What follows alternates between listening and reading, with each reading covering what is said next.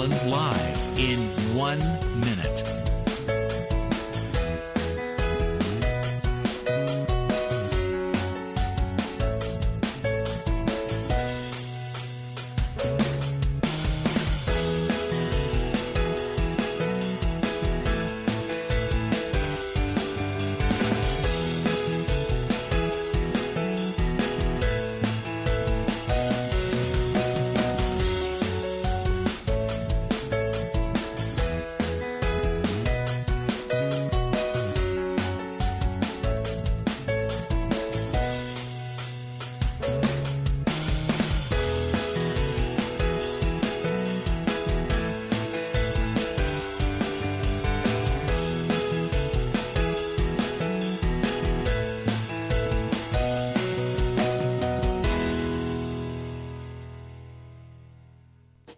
Welcome to Lynn Cullen Live at pghcitypaper.com. Email your questions and comments to Lynn at pghcitypaper.com. Well, hello there, and welcome and happy whatever it is day. Apparently, it is a vacation because the downtown seems very deserted.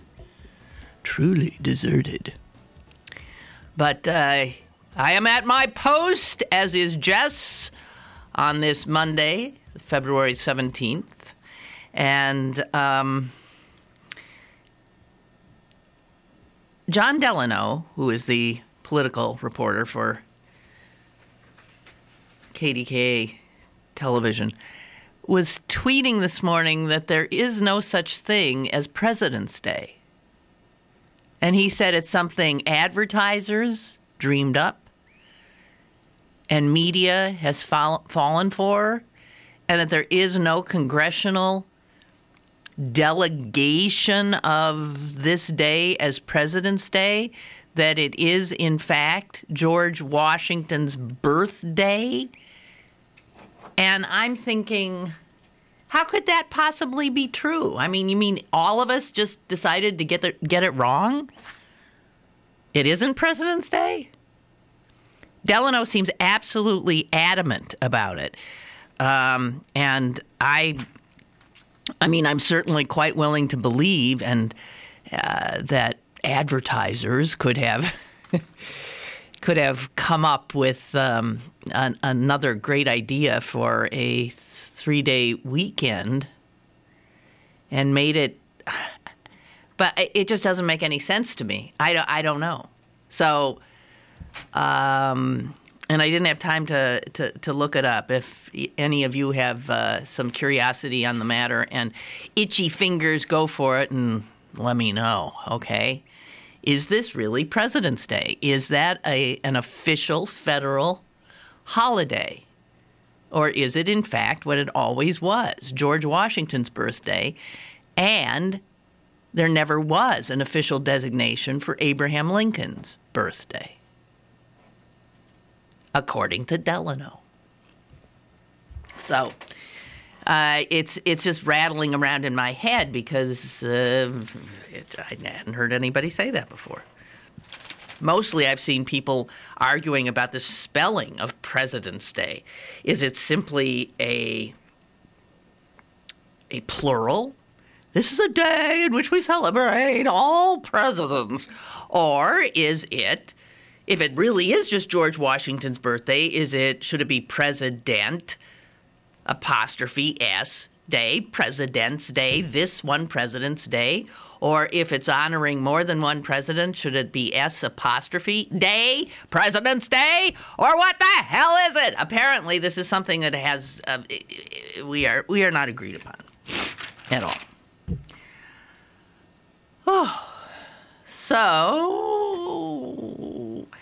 I was reading the paper this morning. I have another question. I'm full of questions today, and in as much as any of you would be willing to email me replies and or call at 412-316-3381. It would be appreciated. There's this piece on yoga in the magazine section of the Post-Gazette today, and it focuses on a Pittsburgh woman who, it says, has been involved in competitive yoga since 2006 and has been ranked in the top 10 in the world. Whoa. But here's my question. The idea of yoga being competitive strikes me as very odd. But admittedly, I have just a glancing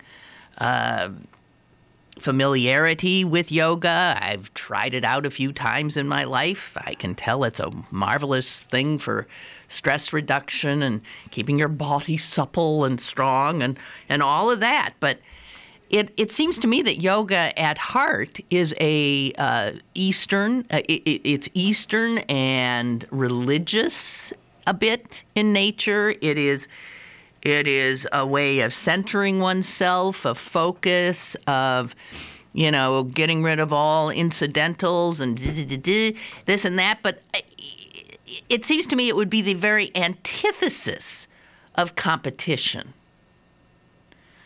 So the idea of taking something that to me seems very internal,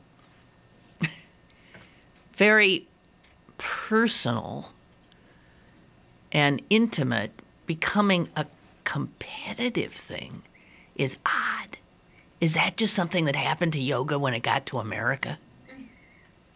That's my guess.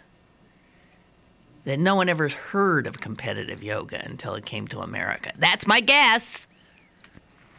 Now, we can make anything into a competition, but I don't understand my sense of what yoga is and my understanding of what competition is makes it very difficult for me to believe that those two comfortably fit together. I mean, I don't know. So, I have two questions out there. Nobody's answered any of them. Is there really such a thing as President's Day? And is competitive yoga an oxymoron? I know it's a fact, but isn't it odd? Okay, here's another thing I'm thinking. I had a lazy weekend. Spent a lot of time in front of the tube. And I came upon a Woody Allen film, Manhattan. One of his best, I suspect. And I didn't remember it at all, so I started watching it. I stayed with it because it was good. It's a good movie. But my God. In the wake of the allegations by his adopted daughter, and I have said that after he wrote his defense in the New York Times last week, I said he sounded so absolutely right on the money that I wasn't going to argue it, but boy, you can't watch Manhattan and not start creeping out. Hello, caller. Yeah. Goodbye, caller. So, for those of you who don't remember the movie, Woody Allen in it is involved with a schoolgirl. I mean, a high school girl. They are lovers. He, in the movie, his character is 42 years old, because he says he is, and she's 17. And I mean, it's played by Marielle Hemingway. And throughout the movie, he's talking about this difference in age, tries to break up with her a few times because he says, I started writing things down. He says, I got to get out of this. I mean, she's 17. And then at one point he tries to break up with her and she's just heartbroken because she says, but I'm in love with you. And he says, you can't say that. You're 17.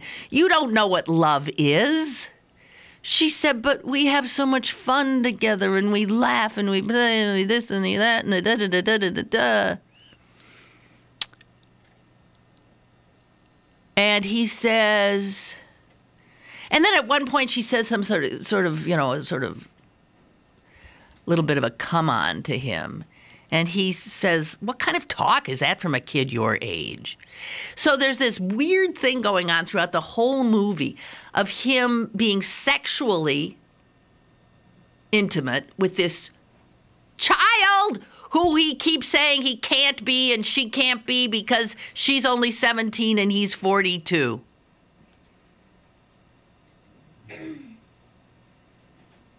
At one point, there's a line in which he says, why should I feel guilty about this?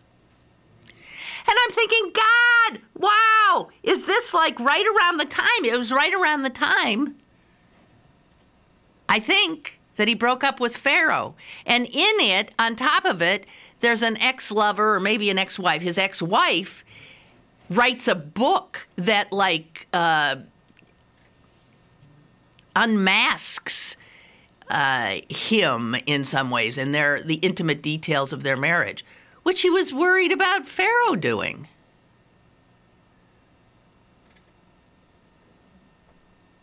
That is really creepy.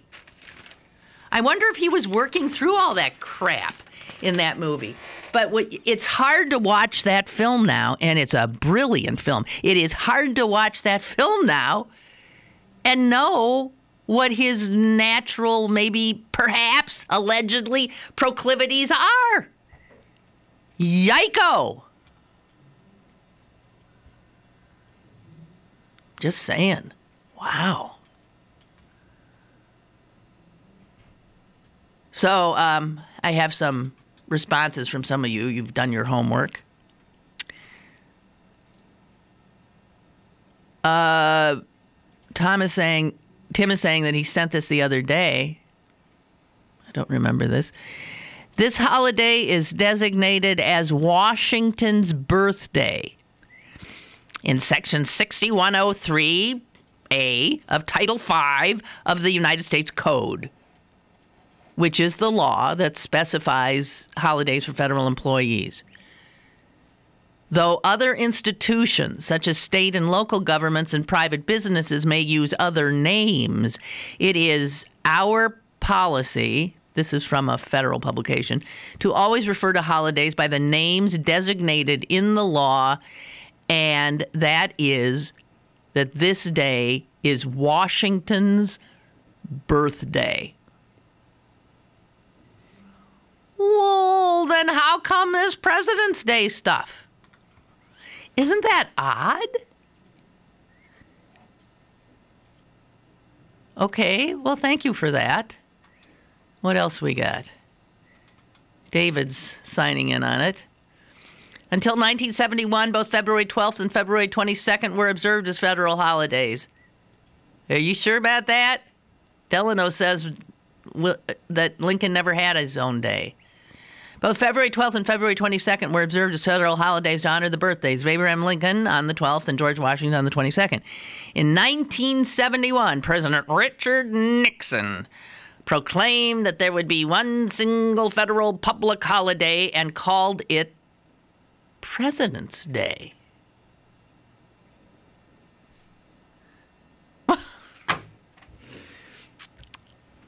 Well, the waters have gotten murky now. The President's Day is to be observed on the third Monday of February each year and honors all past presidents of the United States of America. No! Is that really what it is? The federal statute of the USA still designates this day as Washington's birthday. Oh. But President Nixon erroneously believed that a presidential proclamation carried the same weight as an executive order, which was not the case. So it was just Nixon who decided this was President's Day and it would honor all past presidents, including a crook like him? I don't think anyone thought that's what this day was. But the feds still think of it as Washington's birthday. Jeez. The plot thickens. Okay. And here is the... this is from the federal holiday calendar. Washington's birthday, also known as President's Day in some states. Huh. Well, I don't know. Let me see. For schools, there are a variety of different observances depending on what state it is. Many school systems will combine Lincoln's with Washington's and offer a few days off for teachers and students. Other schools do not give days off, but they do observe the day with special activities.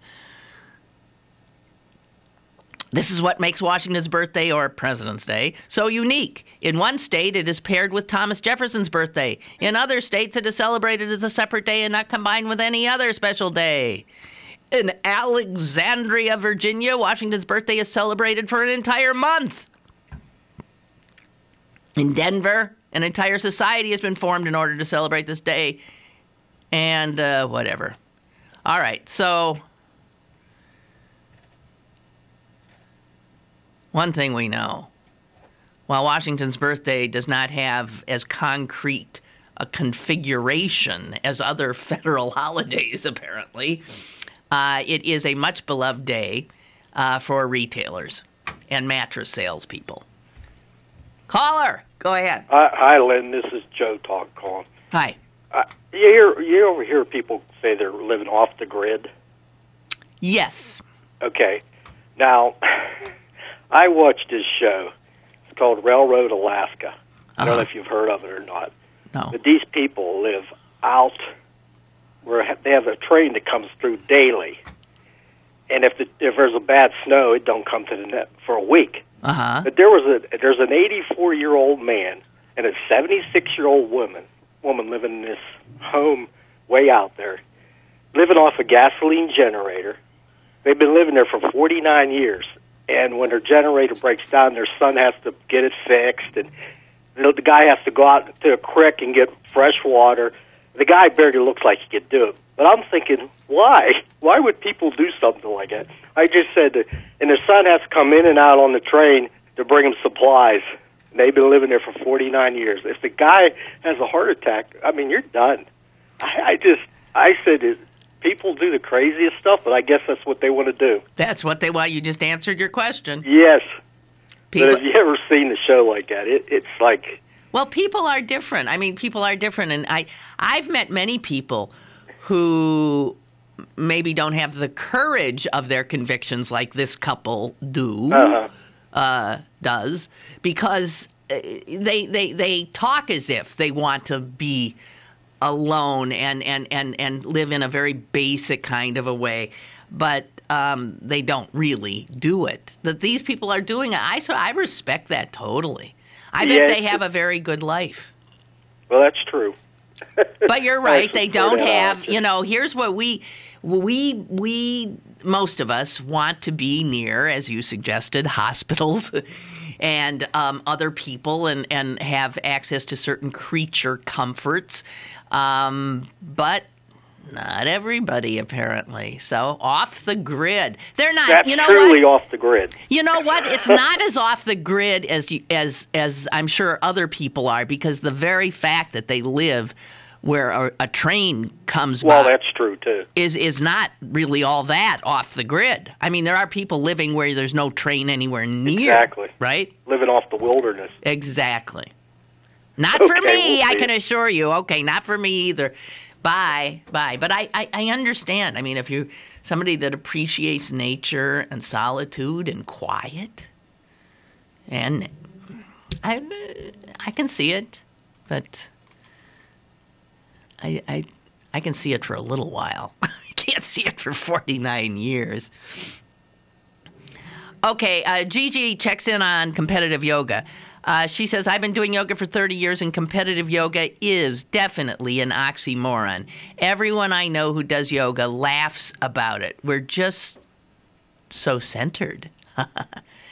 Okay. Well, that's good, because that's what I thought. But obviously, if somebody gets ranked the best in the world, it is now an international thing. I mean, before you know it, the Summer Olympics will have competitive yoga. What a snooze.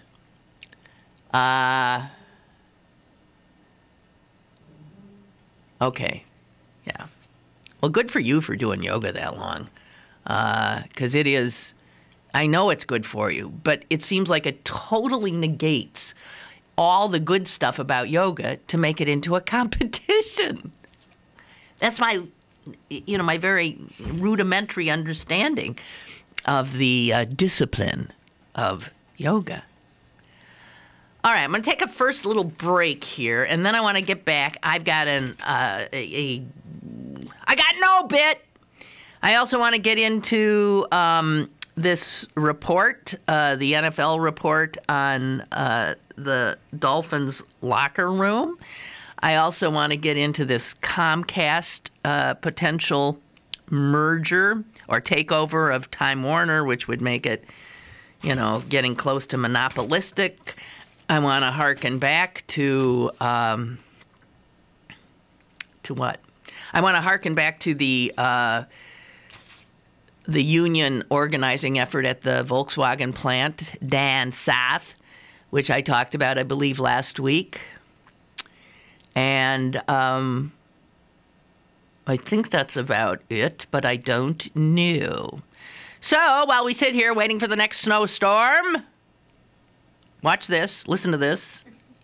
Don't watch, because all you're going to be seeing is me staring out the window. Listen, and then we'll be back in just a minute. Stick around for more with Lynn Cullen Live after this. BergBargains.com is your best bet for great deals in the Berg. Log on today for exclusive bargains from your favorite local restaurants like Steelhead Brasserie, Atria's, Verde, Burger, the Pittsburgh Grill downtown, and the Bangkok Balcony. Sign up for the weekly email update for your chance to win a $100 gift card from the Swickley Spa. The all-new BergBargains.com, Pittsburgh's best bargains, BergBargains.com. While cutting molding with a 12-inch dual compound miter saw, while holding a newborn baby in your arms, when face-to-face with a congregation of alligators, with the ball in your hands and the entire freaking season on the line. There are a million places you'd never consider texting, so why would you do it while driving? NASCAR driver Casey Kane here, asking you to please stop the text, and together we can stop the wrecks. Brought to you by the Ad Council and the National Highway Traffic Safety Administration. Get the message at stoptextstopwrecks.org. I'm Dr. John Chips. And I'm Dr. Tim Chips. We have a family dental practice that's been in business for over 35 years. We have 2 locations in the North Hills. No insurance? No problem. We have a new patient special that includes an exam, cleaning, and x-rays for just $99. Find Chips Dental on the web. Remember, Chips Dental. Have a question or an opinion? Call Lynn Cullen at 412-316-3381 or email lynn at pghcitypaper.com. Now, more with Lynn Cullen Live. All right, first our obituary of the day. Did I hear someone? No? For a second? Whoa, I thought I heard something in my ear. I vaguely think after I read the obit, oh, yeah, maybe I remember, but I really don't. I don't think. His name was Pete Camerata. Working class guy. How's a working class guy named Pete make it into a New York Times pretty large, pretty dang big, top of the fold obit? Well, kid was from Detroit. He was born in 1946. And his family and everybody around him all went to work at some car factory or another. This was Detroit. He went to, Catholic schools, and he sang in the choir and was an altar boy and all that.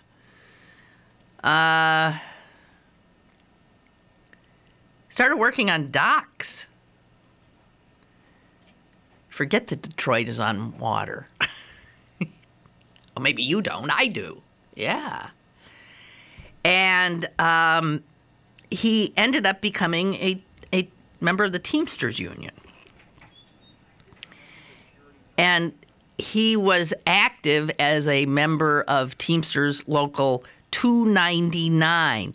That was the local that, well, gave rise to a guy named Jimmy Hoffa, and also gave rise to another president of the union in the 70s, a guy named Frank Fitzsimmons. I think I can see him in my mind's eye. I think he had glasses, and I thought he didn't look like a usual. He looked more like a suit than a Jimmy Hoffa, scary Teamsters guy. But Pete Camerata was a member of the union. And he took it seriously, and he got interested in stuff, and he was not happy to see what was going on in his union. He thought it was corrupt. He was hardly alone there.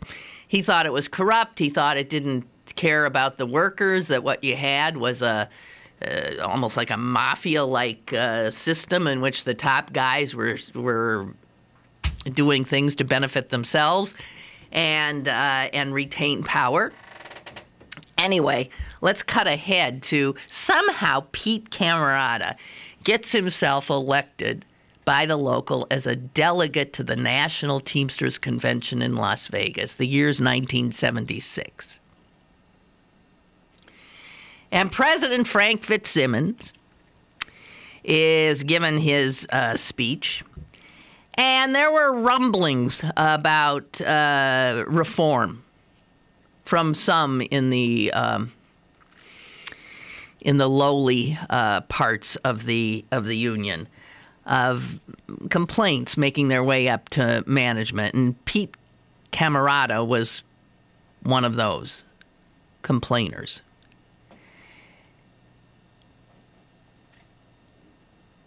And he had I was going to say balls, but he had the gall, which is how Frank Fitzsimmons saw it, to get up at this National Teamsters Convention in Las Vegas and say that he opposed re-election for Mr. Fitzsimmons, and he opposed giving him any kind of a pay increase, and that he was sick and tired of Fitzsimmons and his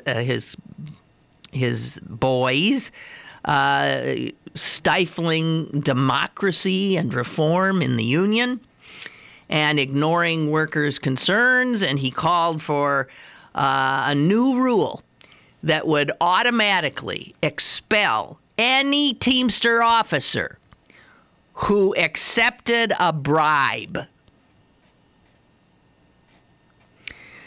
His speech was greeted by boos and catcalls, and this from Frank Fitzsimmons, the president. This is a quote. To those who say it's time to reform this organization, and it's time officers stop selling out the members, I say to them, go to hell. Well, it was that line that made me just stop in my tracks. Can you imagine the head of any organization just being so blunt, so right out there about the fact that, yes, we're corrupt. Yes, we take bribes. Yes, we don't give a shit about the very people we're supposed to be representing. And anybody who tries to tell us otherwise, I'm telling them, go to hell. Well, you know what Frank Camerata said to him? I'll meet Frank Fitzsimmons wherever he wants.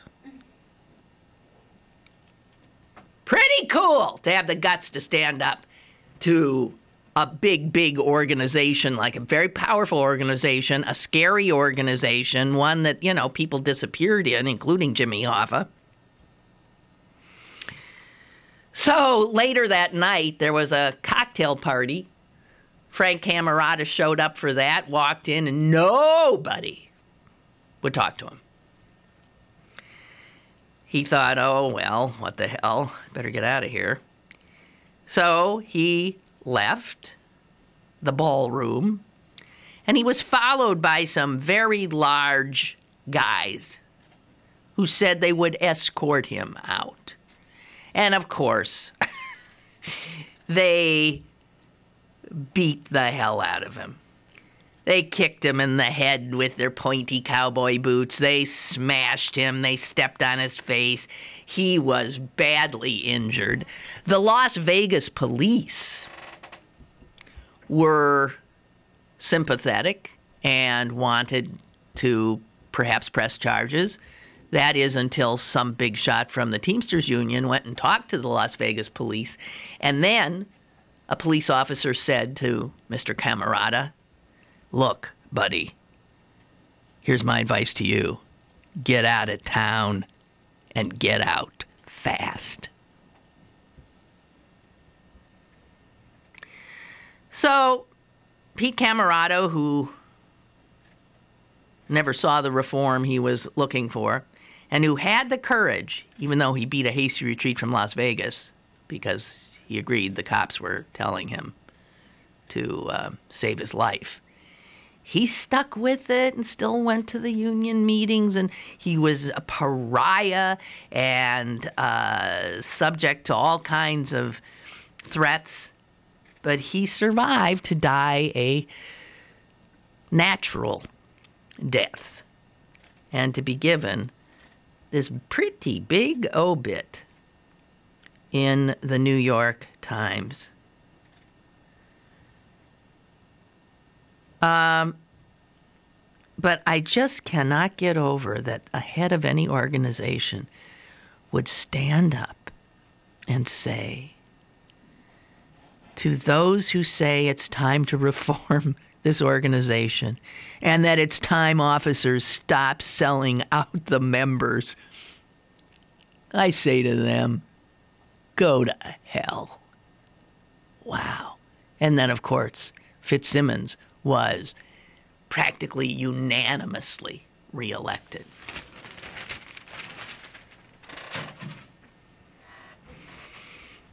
Jeez. Okay.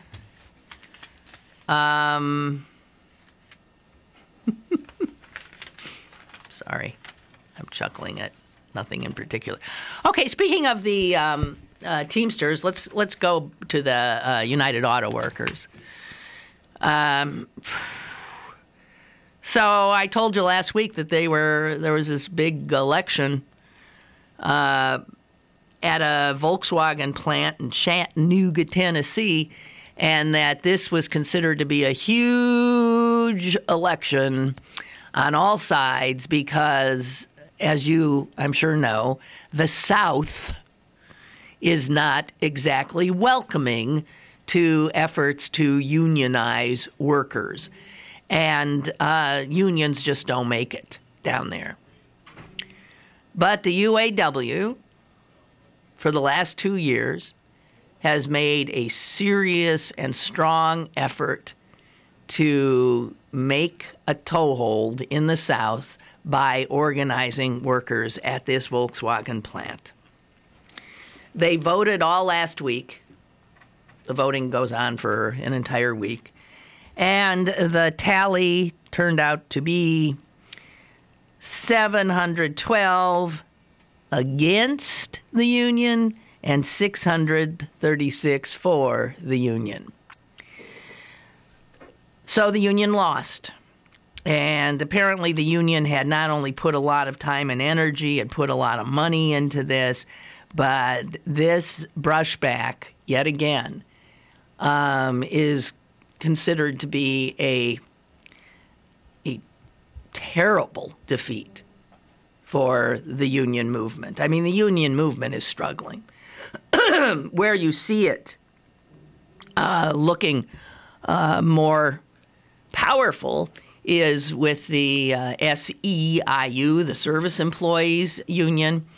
I even think the Steelworkers Union is looking like it's willing to branch out and take on these newer workers, again, service workers, teachers' assistants, adjunct professors, people who otherwise would not have unionized, but that the future may be with them, because the future is not with industrial unions simply because we don't do industry anymore.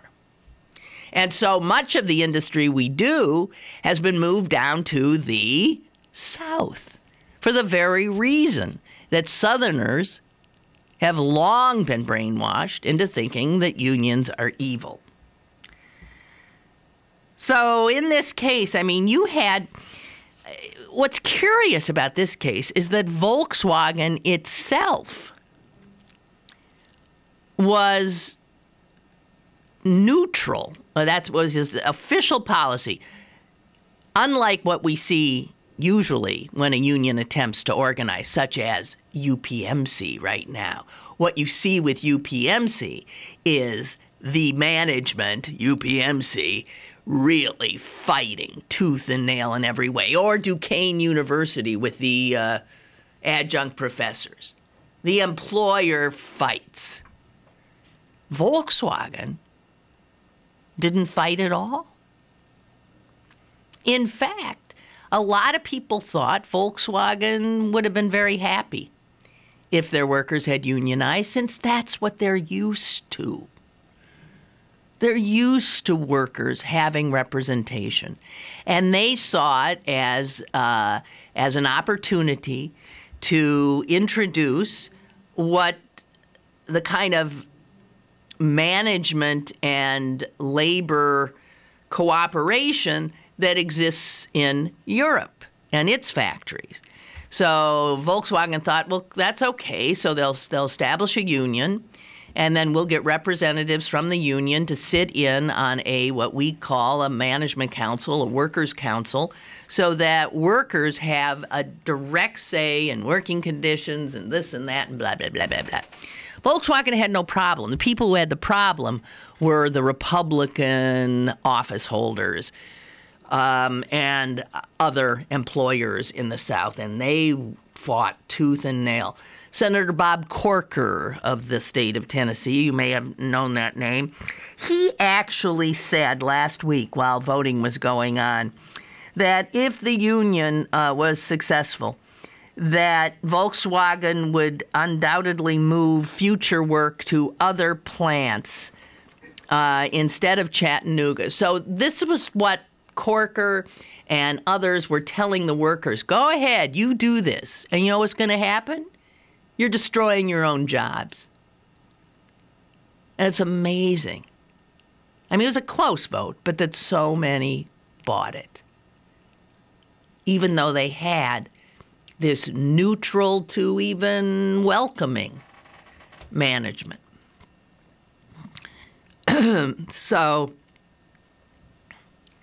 there's no way this is anything but an appalling loss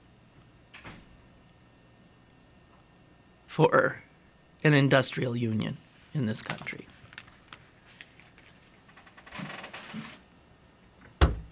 Too bad. And Volkswagen has said they still are going to try to set this up and have a workers' council, but they're not going to be represented in any other way. And maybe that's enough. Maybe the union, maybe the workers made an intelligent decision. Maybe they thought, well, what Volkswagen wants to do is give us representation, but they're not going to be taking any money away from us in dues. I don't know. I think employers who are smart like that the way to keep a union out is to treat your workers with, incredibly well, and to invite them into the conference rooms. Then a union has much less to offer. I don't know.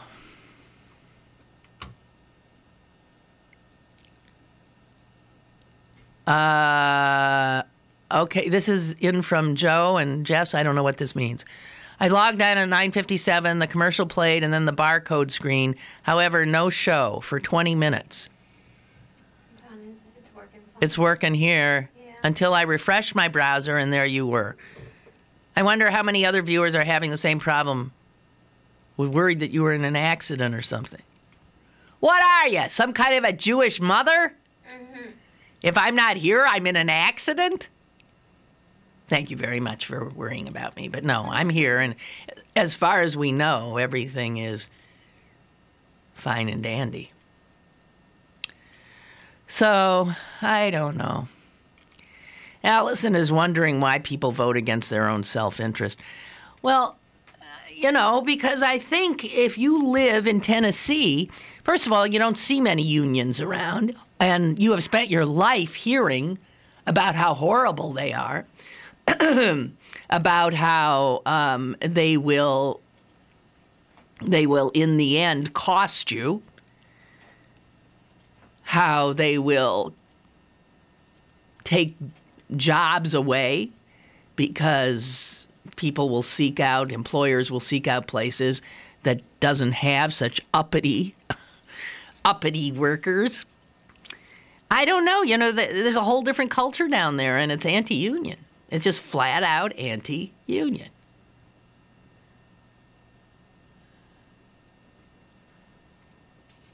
Allison writes, I guarantee that if the Republicans take over the Senate in November, the first order of business will be impeachment articles for Obama.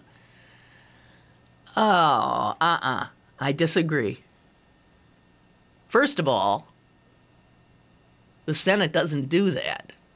The House does that. Are you saying if the House knows that the Senate is Republican-controlled, they will then impeach or try to impeach the president?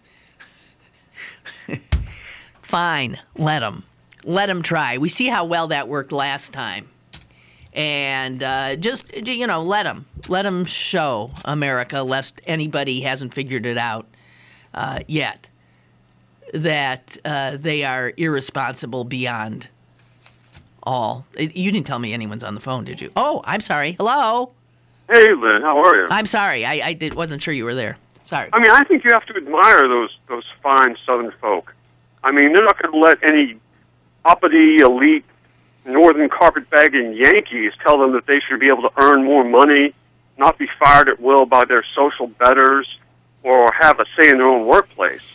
I mean, come on, that'd be like, West Virginians sacrificing their fine tradition of resistant big government to, keep their waterways and drinking wells safe from coal slurry and toxic chemicals. Well, that'd be downright unconsiderate of them.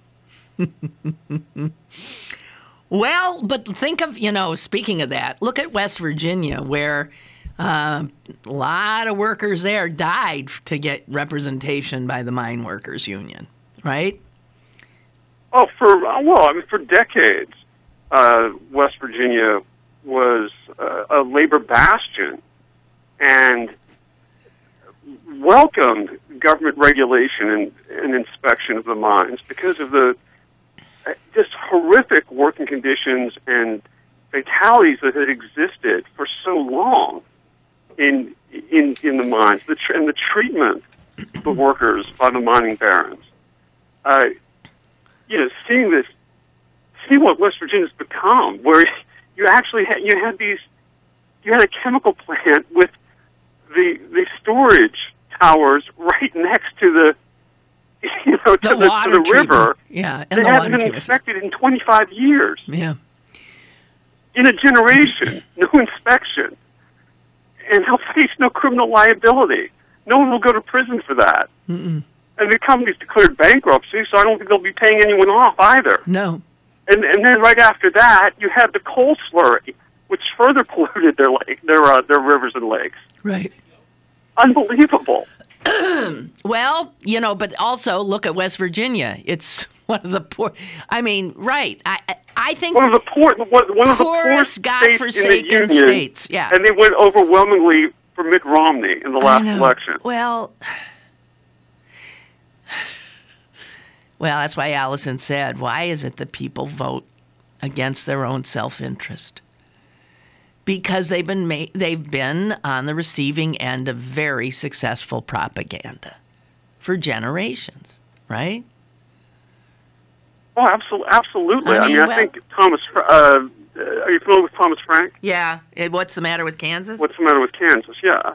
And I mean, he points the finger at Democrats as well. Sure. Oh, yeah. Post the Civil Rights era, Democrats moved away from championing labor, championing the working class, and feeding into a very different model where they were, they've really been hand in glove with Wall Street and big finance and international business. I suppose they felt they had to be in order to compete financially at all with the Republican Party.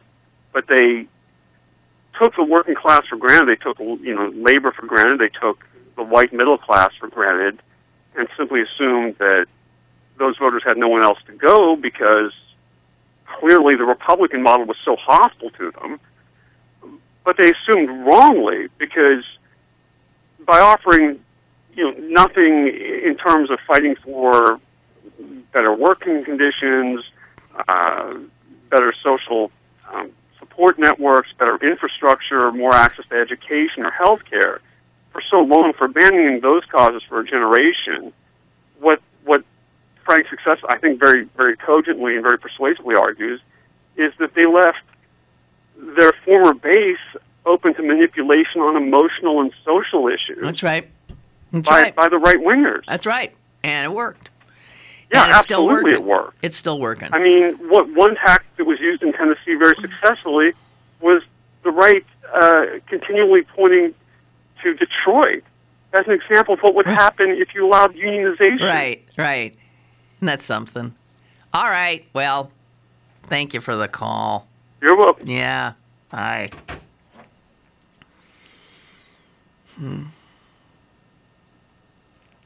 Allison also writes that, last but not least, Pittsburgh lost a wonderful citizen last week, but it was lost in the coverage of Rocco, the police dog. She's so right about this. A guy named Wendell Freeland died. He was a great force in Pittsburgh. He was a great man. He was one of the few surviving Tuskegee airmen.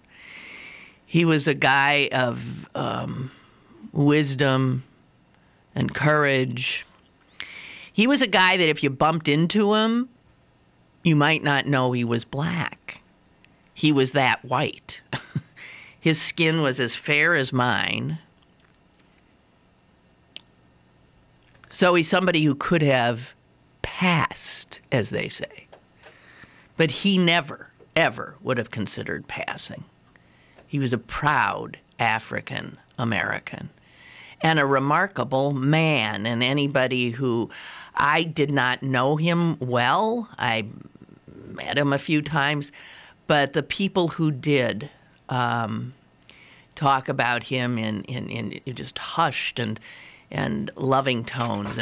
And Allison brings up a good point. I have gone on record as saying I thought the Rocco stuff was overdone. And when you realize that at the same time this great man had died, and that if media had spent a tenth of the time talking about Wendell Freeland's life and legacy, we would have been better for it. But no, cheap emotion trumps knowledge any day. And I guess dogs trump humans a lot, and especially an African American. That's my guess. Sad. But Allison, I appreciate you reminding me. I had that thought and never voiced it. Thank you. Let's get a break in. I'll be right back. Email your questions and comments to Lynn at pghcitypaper.com or call Lynn at 412-316-3381.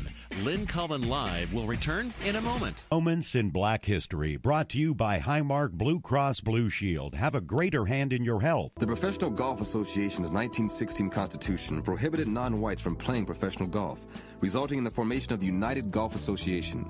The UGA held regional and national level competitions, but was only able to reward small sums of money to the winners. The first UGA Open winner only received $100. Because the rewards were so small, it was difficult for players in this league to sustain golf as a career. In 1948, the PGA was sued by 3 African-American golfers for denying them entrance into the tournament in places for which they qualified. This lawsuit forced the PGA to eliminate its white-only rule and open professional golf to people of all races. However, because of discrimination, it was not until the 1950s that blacks were able to participate in and profit from playing professional golf. I've seen too many of my neighbors affected by stroke, but Highmark is helping us change that by sponsoring our community stroke programs. Caring isn't new for Highmark. I know. I've been a member for 40 years. I'm Jerry Ann Allen, and I'm better with Blue. We're reinventing affordable health care by keeping the places we call home healthy. It's why our communities are better with Highmark Blue Cross Blue Shield. Highmark Blue Cross Blue Shield is an independent licensee of the Blue Cross and Blue Shield Association, subject to the terms of your benefit plan. Hi, I'm Dr. John Chips. And I'm Dr. Tim Chips. We have a family dental practice that's been in business for over 35 years. We have 2 locations in the North Hills. We are in network with most major insurance companies, including United Concordia, Cigna, and UPMC. Find Chips Dental on the web. Remember, Chips Dental. Download the brand new CP Haps app and find out what's going on in Pittsburgh. It's the fun and free app that puts the most popular events at your fingertips.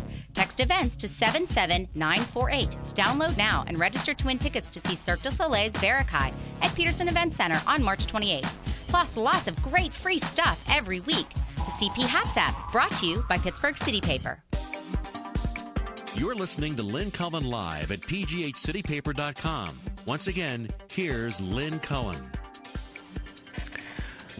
I don't know if any of you are watching the Olympics. I know I'm not as much as I used to, and I understand the ratings are down, and so these things that used to be these communal events that we'd all they were communal events mostly because we did not have the cornucopia, the vast banquet of possibilities for our entertainment at any moment. I mean, we can now watch whatever we want whenever we want.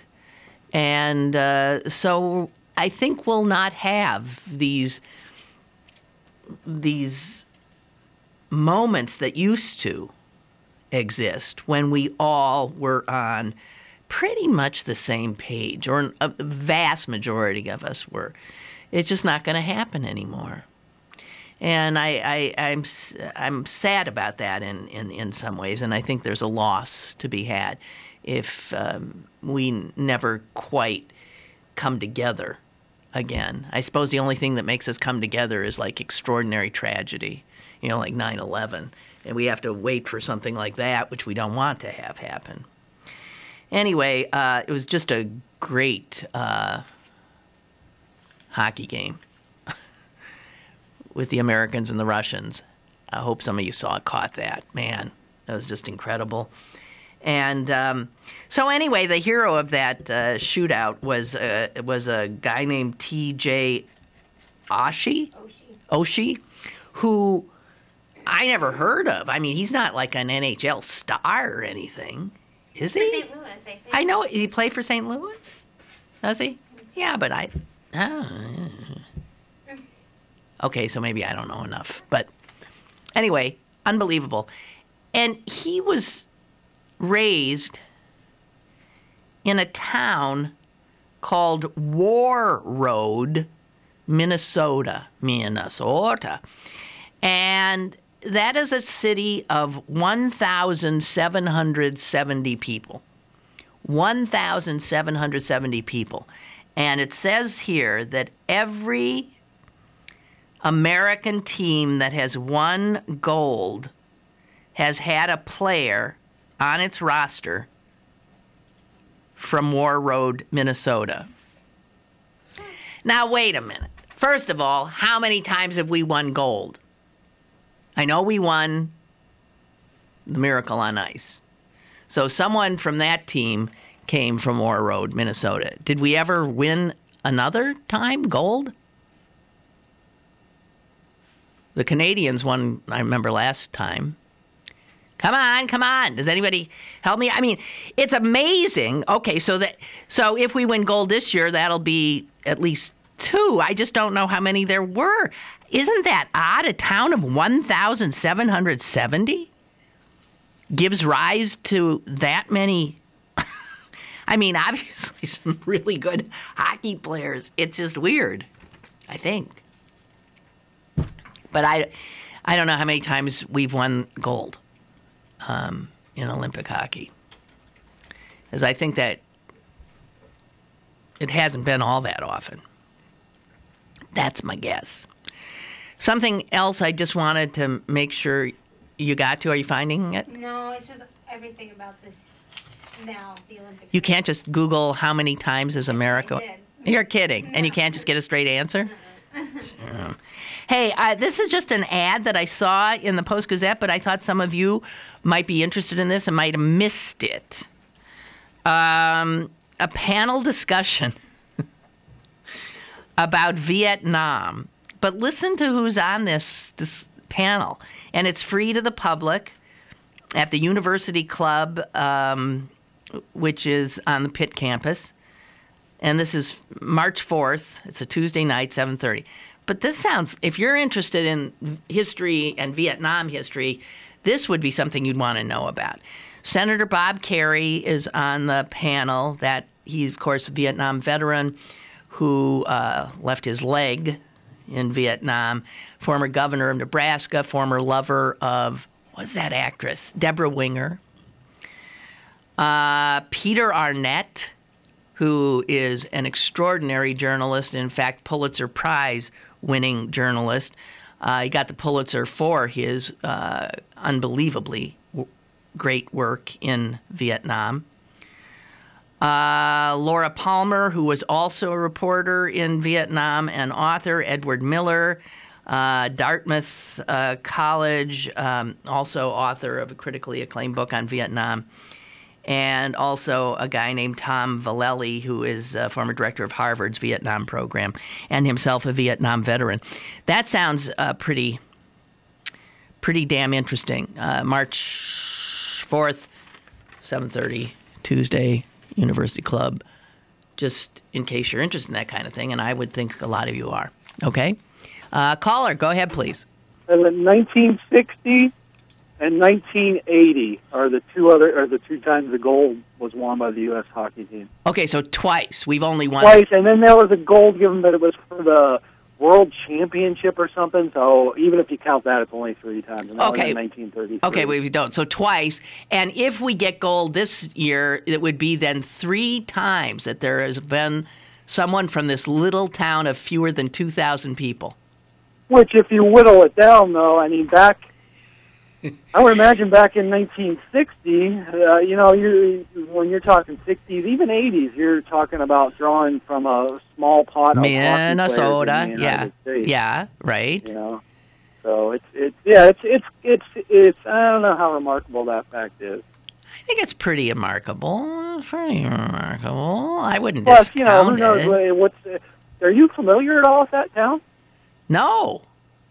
Is it out in the middle of nowhere, or have is it no surrounded idea by a larger community of bigger, I don't know. People, or if there's a lot of variables. I don't know. Somebody look up War Road, Minnesota. I don't know. I've been actually watching quite a bit of the Winter Olympics, but not for long periods of time, just in spurts. Mm-hmm. But the one thing I do like to watch is curling. I really enjoy the curling. Really? So. Are you kidding? No, I'm serious. I absolutely love it. I think it's a fascinating sport. I mean, it takes skill. It takes. Man. It's a different vein than all the other sports. It sure is, because it's and I find it enjoyable. Somehow watching that stone slide down the ice is I don't know. It puts me at ease somehow and makes me enjoy it more than watching people screaming down a track. Well, but they do scream in curling. They're always screaming at no, the... That's true. I guess that was a funny way a strange way to phrase it. They are always yelling, and apparently even when they're yelling in English, they use phrases that aren't easily understood by... Well, it's originally what? It's it's from Scotland. That sport. Oh, it is? Scotland has given the world golf and curling. And the caber toss. I'm telling you, those Scots are weird. Bye. Chuck writes, I'm probably one of the rare exceptions. I'm actually watching the Olympics much more than I anticipated. I finally looked up Sochi on the map, and I was surprised to see that it's nearly the same latitude as Greece. Oh, no, that's why. It's ridiculous. There's palm trees. Did you see them? There's palm trees. What a place for a Winter Olympics. Nuts. I keep waiting for someone to emerge as the darling of these Olympics, and no one is really stepping up. Perhaps Noella Picas-Pace, who took a silver medal in women's skeleton? She's a mother of two. So what? What is who? So? I don't know. I can't get into it quite. Not quite. Can't do it. I don't know. Oh, gosh. I promised to talk about two things, and I haven't even gotten to them, and it's already... So tomorrow, I do want to talk about this this report about what an NFL locker room, at least one NFL locker room, was about. And if you haven't read the report, I haven't read the whole report. I've read excerpts of it. It's just... I mean, you would no more wish your son to be in that room. Now you see why, man, when women started covering football and they had to let them into the locker room, man, any woman walking into that, jeez. It's just the most misogynistic. It's just unbelievable. So this culture of these football warriors is loathsome. Loathsome. Quickly, because I'm getting some information from you guys. Dave Christian was on the 1980 team from War Road. His father and uncle were on the 1960 team. So a lot of Christians from War Road. And Roger's wondering, are they also counting women hockey regarding players from the Minnesota? I have no idea, but I doubt it. And... yeah, the hockey game was awesome, says Margaret. Yes, it was. Yes, it was. It was really exciting. Okay, so Comcast, this Comcast potential merger, and NFL locker rooms will have to wait till tomorrow. And my sister will not be joining us tomorrow, so it's just you and me. But the good news this week is Tom Sokolowski returns. I'm 99.9% sure. Very excited about it, too. Have a wonderful day. Don't worry, just 2 to 4 more to shovel, and then it's going to get warm this week. It's going to get warm. I actually love this snow. I hate to see it melt. Anyway, toodaloo.